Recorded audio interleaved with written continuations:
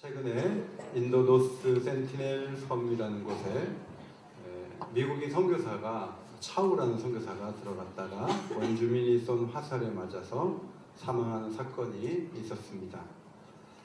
이 작은 섬은 150명 정도 원주민들이 외부와의 접촉을 완전히 끊은 채 아주 긴 시간 동안 세월을 이어왔는데, 외국인이 오면 병균을 가지고 온다 이런 생각 때문에 철저히 차단하고 공격적인 행동을 하는 그런 21세기 그런 섬이 아직도 인도에 있다고 합니다.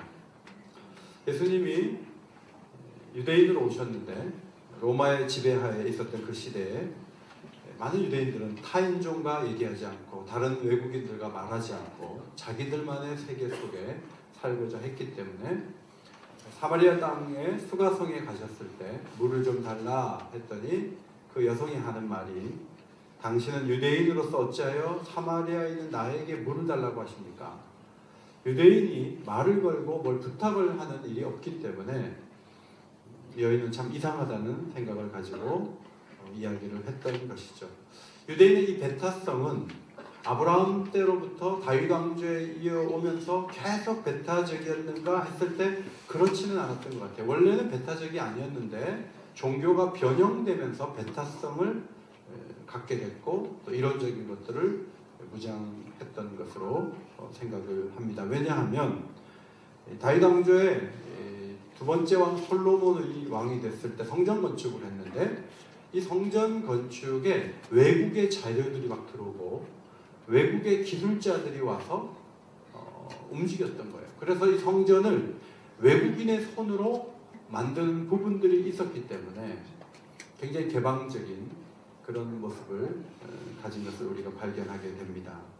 앞에 사진을 보시면 광화문이라고 되어 있잖아요. 이걸 몇 번인가 고쳐서 만들고 급이가 아니고 또 만들고 했는데, 적어도 이 광화문 다른 데는 다른 거는 모르지만 요 광화문에 요 글씨를 만든 요 나무만은 우리나라 토종 소나무를 써야 된다. 외국의 합판 가지고 하면 안 된다.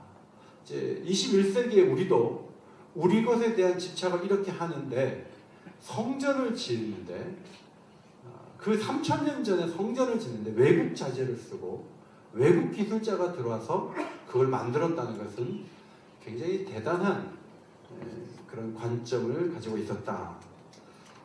그런 생각을 하게 됩니다. 40절에 기술자 히람이라는 사람이 등장하죠. 이 사람은 여러 가지를 만들었는데, 먼저 성전 앞에 두 기둥, 야긴과 보아스라고 알려진 두 기둥을 만들었는데, 그 두 기둥의 높이가 8.1m, 둘레는 5.4m 되는 굉장히 큰 기둥입니다. 가평에 우리가 시니어들과 함께 생명의 빛 교회를 방문했을 때 하나님의 손의 형상은 이제 그들이 작가가 만든 거예요. 찍혀 있고 큰 기둥 두 개가 가운데 이렇게 있는데, 이것은 성전에 들어갈 때 보여졌던 두 기둥 야긴과 보아스를 형상화한 것이다. 그런 의미로 세워졌던 걸 우리가 기억합니다. 야긴은 그가 세우리라, 보아스는 그의 능력으로, 그런 뜻이에요. 성전에 들어갈 때마다 하나님이 세우신다. 하나님의 능력으로 된다. 우리가 하는 것이 아니다. 하나님이 하신다. 그분의 능력으로 이루어진다. 이런 믿음을 가지고 성전을 출입하도록 야긴과 보아스를 세워 놓았습니다. 이 큰 기둥 두 개에 노스로만 딱 되어 있으면 너무 딱딱할 텐데 윗부분, 머리 부분에 둥글게 만들고요. 그 다음에 성류가 이렇게 있는데 200개씩 이렇게 형상화해서 새기고, 위에는 백합화 문양으로 이렇게 해서 이게 딱 보기에 딱딱하고 견고하다는 그런 느낌도 있지만 한편으로는 부드럽다, 그리고 튼튼하다, 이 두 가지 느낌이 다 갖추도록 하나님께서 그렇게 짓도록 하셨던 거죠. 이 모든 일을 누가 했냐면 히람이라는 사람이 하게 되었습니다.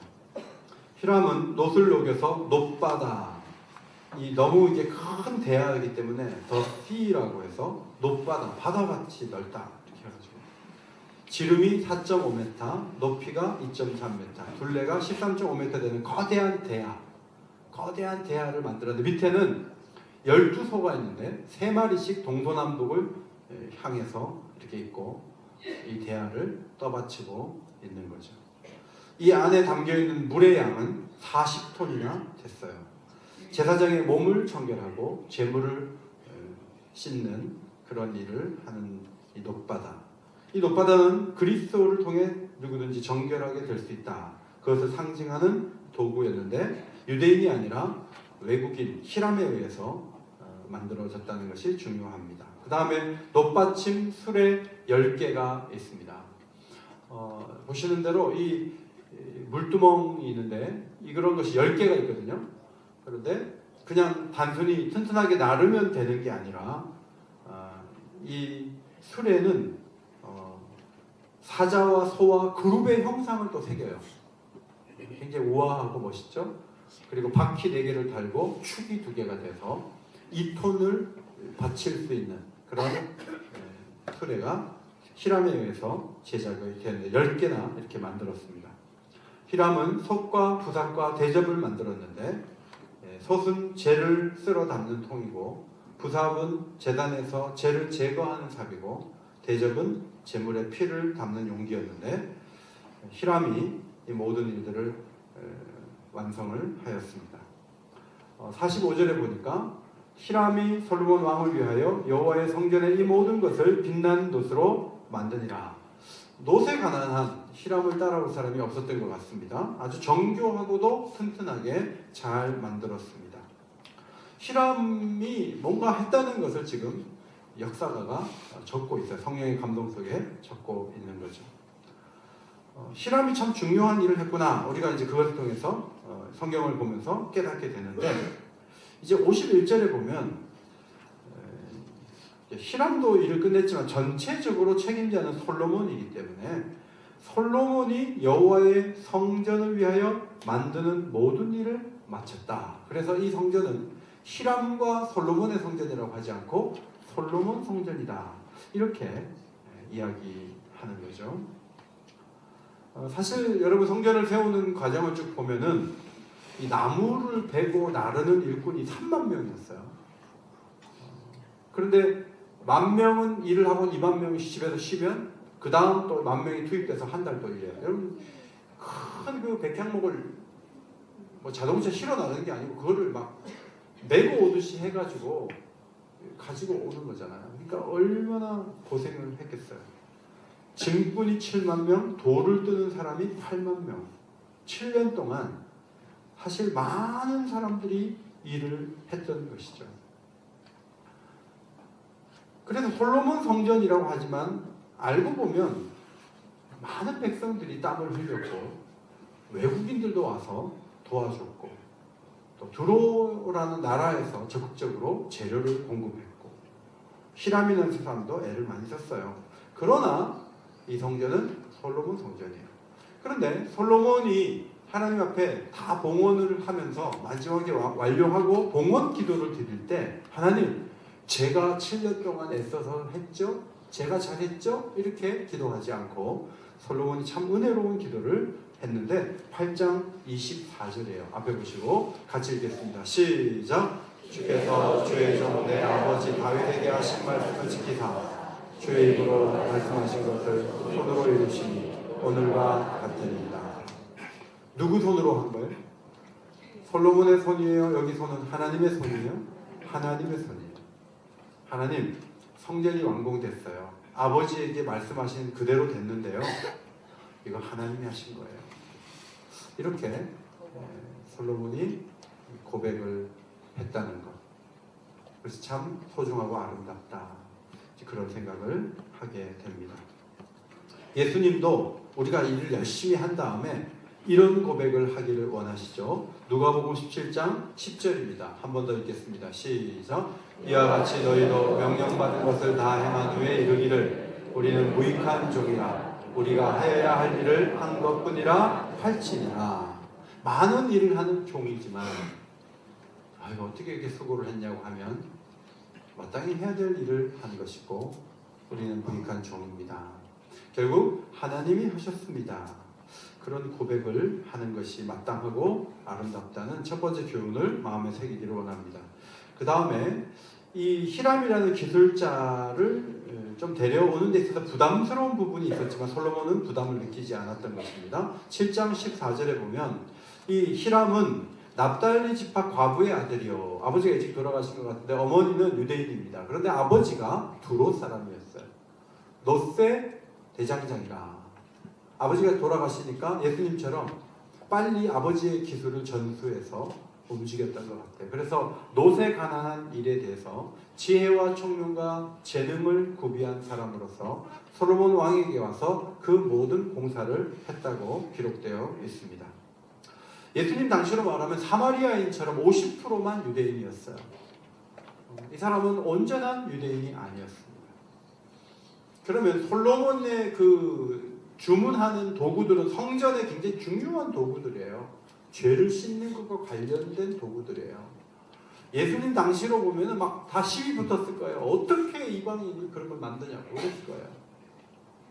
근데 솔로몬 임금은 롯에 대한 기술을 갖고 있는 사람이 만들면 된다고 생각했지, 뭐 아버지가 누구냐 엄마가 누구냐 이렇게 따지지 않고 일을 맡겼다고 하는 거예요.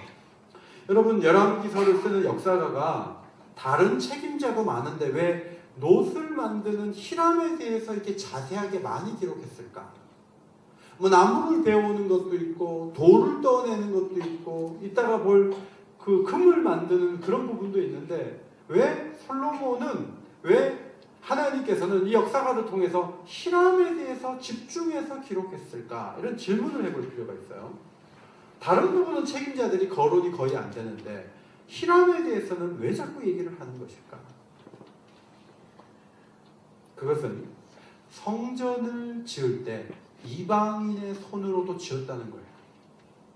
이방인의 손으로 지었을 뿐만 아니라 나중에 이방인들이 와서 하나님을 경배할 것까지 솔로몬이 바라보고 이방인을 위한 성전도 된다는 생각을 가지고 사람을 썼고 그 사람 쓴 부분에 대해서 역사가는 심도 있게 기록을 했다는 거예요. 그걸 어떻게 알 수 있냐면 솔로몬이 봉헌 기도를 드릴 때 이방인을 위해서 기도하는 내용이 나와요. 그것이 8장 41절 이하에 있습니다. 앞에 보시고 같이 한번 읽겠습니다. 시작. 주의 이름을 위하여 먼 지방에서 온 이방인이라도 그들이 성을 향하여 기도하거든 주는 계신 곳 하늘에서 들으시고 이방인이 주께 부르짖는 대로 이루사 땅의 만민이 주의 이름을 알고 주의 백성 이스라엘처럼 경외하게 하시오며.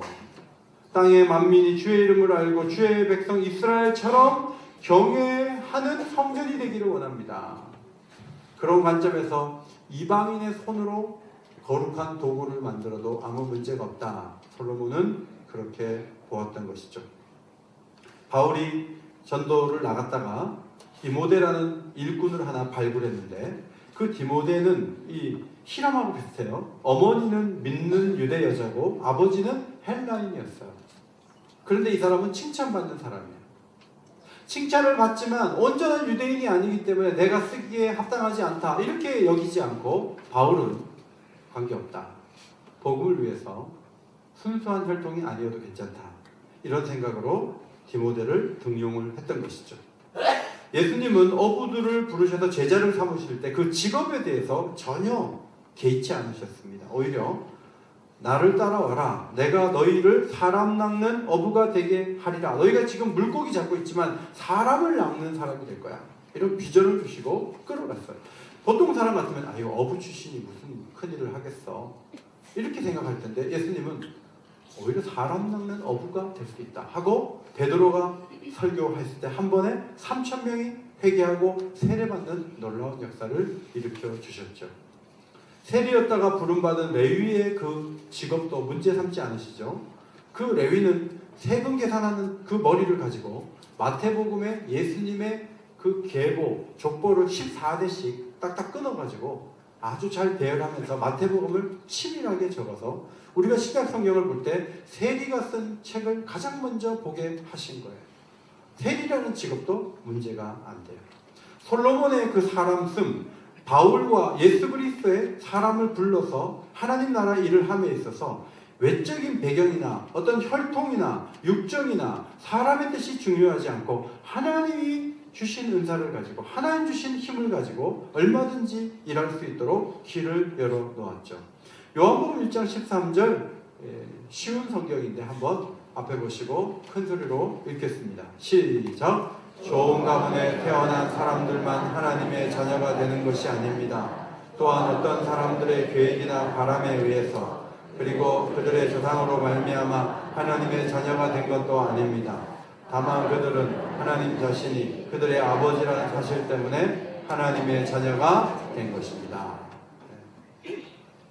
저희가 교회에서 가끔 선거도 하고 이렇게 하는데 우리 애들도 중고등학교 때 회장을 한 번도 못한 것 같아요. 입후보는 하는데 애들이 안 찍어주는 거야. 그래가지고 뭐 총무도 하고 이렇게 하는데 우리 애들이 중고등학교 시절에 그 중등부나 고등부 때 회장한 애들이 거의 없었던 것 같아요. 근데 저는 그걸 들을 때마다 전 좋다고 생각해요. 왜냐하면 담임 목사님 아이니까 회장을 해야 된다 이렇게 하지 않고 우리 중고등부 애들이 복음의 정신이 충만해서 목사님 자녀를 떨어뜨리고 부모님이 교회도 안 다니는 애들이 와가지고 회장하고 그게 교회다움이 아닌가 이런 생각을 하게 돼요. 여러분 뭐 교회에서는요 부모님이 꼭 예수를 믿었어야 되고 그 다음에 조상이 누구고 그 다음에 계획을 세워서 노력을 많이 했고 그런 걸 넘어서서 하나님 자녀가 되는 것은 영접하면 되듯이 일을 하는 것도 마찬가지예요. 여러분이 자원하고 뭔가 하려고 하고 은사를 발견해서 움직이면 얼마든지 일할 수 있는 기회가 열려지는 것이 교회다. 그것을 볼 수가 있습니다. 48절부터 50절까지는 금에 대한 말씀이 나와요. 금으로 만든 거예요. 근데 여기에 히람이 만들었다는 말이 없어요. 솔로몬이 만든 것처럼 돼 있지만 솔로몬이 직접 하지 않고 누군가에게 맡겼을 텐데 그 사람 이름이 생략되어 있는 거예요. 히람이 만든 것은 아닌 것으로 보입니다. 그러면 히람 입장에서는 내가 노수로 이렇게 잘 만드는데 금도 맡겨주면 잘할 텐데 솔로몬이 내가 금을 훔쳐갈까 봐 안 맡기나? 이렇게 솔로몬 왕을 의심할 수도 있고 반대로 솔로몬 임금이 노수를 이렇게 잘 만드는데 그냥 금으로 된 것까지 다 맡겨버릴까? 이런 고민을 할 수도 있겠지만 현실은 녹기술자는 녹 만드는 일만 해도 충분하다. 이것이 솔로몬 왕의 입장이었던 것으로 보입니다. 노수로 만드는 일을 잘하는 사람이 금으로 된 것도 일을 잘할 것 같지만 그 분야하고 이 분야하고 다르다. 이것이 성경의 입장이라고 하는 것이죠. 그래서 보다 많은 사람들이 자기의 분야별로 잘할 수 있도록 동참해서 완성된 것이 성전이었다 하는 거예요. 이것이 영적인 어떤 의미가 있다는 생각을 갖게 됩니다. 에베소서 2장에 보면 바울이 에베소 교회에 보낸 편지에서 에베소 교회 성도들이 사도들과 선지자들의 터 위에 있으면서 모퉁이돌 대신 예수님 안에서 건물마다 연결된다는 말씀이 있어요. 자, 띄워주세요. 에베소 2장 21절 앞에 보시고 같이 읽겠습니다. 시작. 예수 그리스도 안에서 건물마다 서로 연결하여 주 안에서 성전이 되어가고 너희도 성령 안에서 하나님이 거하실 처소가 되기 위하여 그리스도 예수 안에서 함께 지어져 가느니라. 솔로몬 성전은 이미 완성이 됐고 이미 무너졌어요. 그리고 헤롯 성전이 또 40년 이상 공사해가지고 세워져 있었습니다. 그런데 바울이 뭐라고 얘기하냐면 하나님이 거하실 처소가 되기 위하여 우리가 지어져 간다 그랬어요. 지어져 간다. 하나님이 거하실 공간이 과거에는 성전이었는데 눈에 보이지 않는 성전이 지어져 가는데 우리 모두가 서로 연결돼서 건물이 되는 거예요. 벽돌을 흩어놓으면 그게 건물이 아니잖아요. 그런데 건물이 다 이렇게 뼈대가 연결되고 벽돌과 시멘트와 이런 것이 합해져 가지고 건물이 되는 것처럼 성도들이 서로 연결이 되면서 하나님이 거하실 교회 공동체, 하나님의 임재가 있는 교회를 이루어가고 있다. 함께 지어져 가고 있다. 이렇게 설명을 하면서 그래서 그리스도 안에서 함께 상속자가 된다. 함께 지체가 된다. 함께 약속에 참여한 자가 된다. 그러면서 이 복음을 위하여 하나님의 은혜의 선물을 따라 내가 일꾼이 되었다. 이런 말씀이에요. 성전이 되어 지어간다 그러다가 함께 뭐가 되다가 일꾼 얘기가 나오는 거예요. 성도 여러분, 교회는요 계속 지어져 가고 있어요. 그리고 여러분은 그 건물의 어느 한 부분에서 역할을 하는 거예요. 고린도전서 12장에 가면 한 분 성령이, 따라합시다, 여러 가지 은사와 여러 가지 직분과 여러 가지 사역을 감당하게 하십니다. 한 분 성령이 여러 가지 은사를 주시고 직분을 맡기시고 사역을 여러 가지로 감당하게 하신다는 거예요. 그 은사가 성령의 나타내심이라고 했어요. 각 사람에게 은사를 주심은 유익하게 하려 함이라. 여러분, 예배를 드리는 여러분에게 은사가 있습니까? 어떤 분은 저는 은사가 없어요, 저는 아무것도 못해요, 이런 분이 계실지 몰라요. 근데 여러분만이 잘할 수 있는 뭔가가 있어요. 우리 교인들 중에는요, 내가 뭘 하지 하다가 주방에 가서 설거지하는 일부터 시작하는 분들 계세요. 저분은 설거지 안 해도 되는데 딴 일 하면 되는데, 근데 그분은 일 찾을 때까지 계속 설거지를 하셨어요. 교회에 오셔서 계속 설거지를 하시더라고요. 뭔가 우리에게 은사를 주신 것을 가지고 움직이는 게 굉장히 중요해요. 두 가지 극단이 있는데, 하나는 녹기술자가 세공도 하고 녹기술자가 나무도 베는 거예요. 하나님은 그런 거 원치 않으세요. 자기에게 주어진 일을 잘하면 되는데 너무 많은 것을 하는 걸 하나님 원치 않아요. 교회 안에 지금 막 5가지, 6가지 맡은 분들이 계시잖아요. 그분들 어쩔 수 없이 사실 하는 거예요. 그분들이 그렇게 되지 않으려면 모두가 일들을 나누어서 자기가 잘하는 일들을 할 수 있는 자리에 나가는 거예요. 그것이 중요해요. 어제 에스라 지체들이 수리 세웠거든요. 입구에도 세우고. 저는 이거 세울 때 안 나와요. 전 나오면 간섭하기 쉬워요. 야, 그거 삐뚤어졌어. 뭐 금색하지 말고 흰색으로 해. 뭐 제가 막 얘기하면 애들이 저를 싫어하게 돼요. 그래서 제가 안 나와요. 애들이 오는 게 잘했어요. 예쁘게 잘했어요. 제가 대학 때 합창 지휘했어요. 연주회 할 때 제가 몇 번 지휘도 직접 했어요. 그래서 황성현 지휘자님 하지 말고 제가 한 달에 2번씩 저쪽에 서가지고 막 지휘. 제가 드럼도 좀 칠 줄 알지도 몰라요. 저쪽 가서 드럼도 치고. 그리고 올라가 설교를 하면 여러분이 우리 목사님은 팔방민이야, 너무 좋아, 그럴 것 같지만 사람들이 손가락질해요. 설교나 잘하지, 딴 일을 저렇게 하는지 몰라, 이럴 수 있다는 거죠. 그러니까 너무 한 사람이 여러 가지 분야에 막 다 관여하는 건 하나님 뜻이 아니에요. 피곤하기도 하고요, 잘하지도 못해요. 뭔가 집중해서 잘하는 게 굉장히 중요하다 하는 거예요. 또 하나의 극단은 뭐냐면 자기에게 주어진 은사가 없다고 보고 아무것도 안 하는 거예요. 예배만 드려요. 왜? 천국 가야 되니까, 예수 믿으니까 예배만 딱 드리고 주어진 영적 근육을 하나도 쓰지 않아요. 그냥 예배만 해요. 어떤 분은 심지어 등록도 안 하고 1년도 다니고 3년도 다니고 그냥 예수님 믿어요. 그것은 하나님이 원하시는 교회의 모습이 아닌 것이죠. 성도 여러분, 새해가 다가오는데 새로운 시간이 아무리 펼쳐져도 삶의 태도가 똑같으면 새로울 건 하나도 없어요. 새해가 왔을 때 정말 새로워지려면 새해를 행하시는 하나님의 손에 붙잡혀서 쓰임받으시기를 바랍니다. 그것이 새롭게 사는 방법이에요. 여러분에게 주신 은사를 잘 개발하세요. 그리고 선용하세요. 그리고 섬기세요. 움직이세요.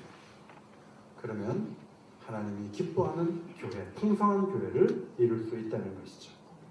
마지막 51절은 솔로몬이 성전 건축을 마치고 아버지 다윗이 드린 물건, 은과 금과 기구들을 성전 곳간에 뒀다, 그런 말씀이에요. 아버지 다윗이 성전을 짓기 전에 오빌의 금 3,000달란트와 순은 7,000달란트를 건축 재료로 준비해 줬거든요. 엄청난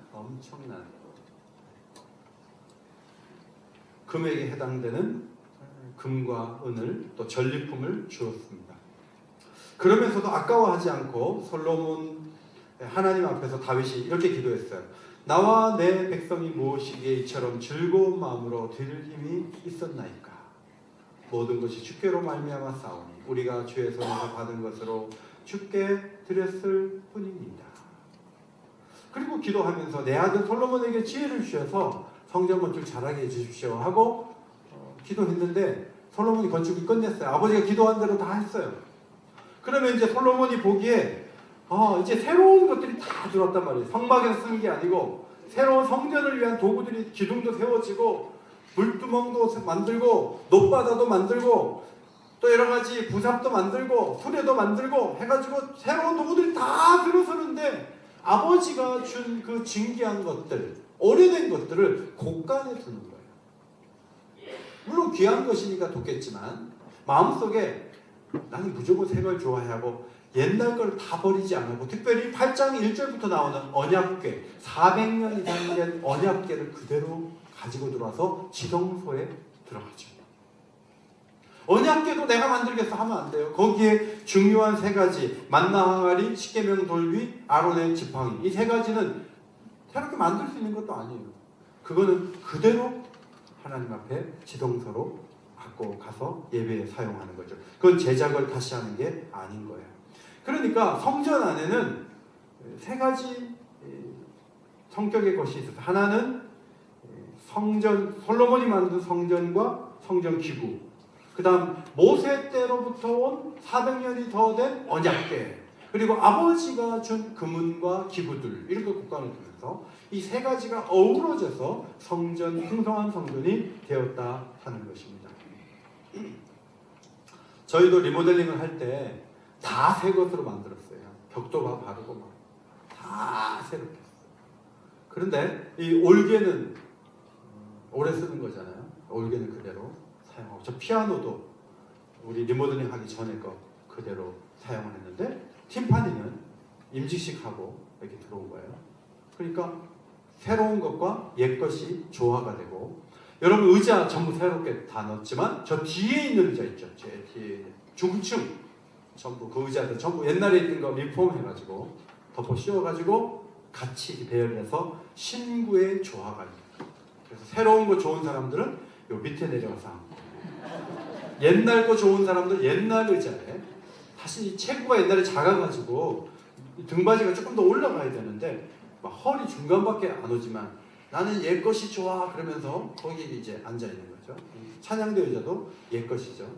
근데 이걸 같이 이렇게 해놓으니까 보기 좋잖아요. 뭐 옛날 거라 해서 무조건 딱 버려야 되고 그런 것이 아니죠. 새로운 교회가 세워졌을 때 새로운 공동체가 형성이 됐고, 유대인만을 대상으로 하던 종교에서 만민을 대상으로 하는 종교로 변화가 있었습니다. 그런데 교회는 구약 성경을 굉장히 소중히 다루고, 구약을 통해서 예수님을 해석하고, 구약을 가지고 교회를 해석하고, 구약을 가지고 미래를 보고 해서 구약 성경을 굉장히 소중히 다뤘어요. 그런데 이단들이 나타나면서, 어떤 이단은 말시온이라는 이단은 140년경에 나타났는데요. 이 이단은 구약 성경은 필요 없다 이렇게 나왔어요. 구약의 여호와는 물질의 신이고 악신이다. 그리고 신약의 성부는 사랑의 신이고 영적인 신이다. 그래서 신구약의 신이 다른 신이다. 그래서 구약 성경은 필요 없다 해가지고 누가복음과 10권의 바울 서신만을 묶어가지고 말시온 성경을 만들었어요.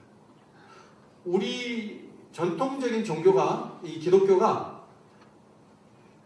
66권을 만들게 된 계기가 말시온 때문에 만들었다는 얘기도 있어요. 말시온이 이렇게 성경을 별도로 만들어 보니까, 그러면 진정 우리가 정경으로 성경으로 봐야 될 게 뭔가 하고 교회에서 회의를 거듭하다가 66권 성경을 만들게 된 거죠.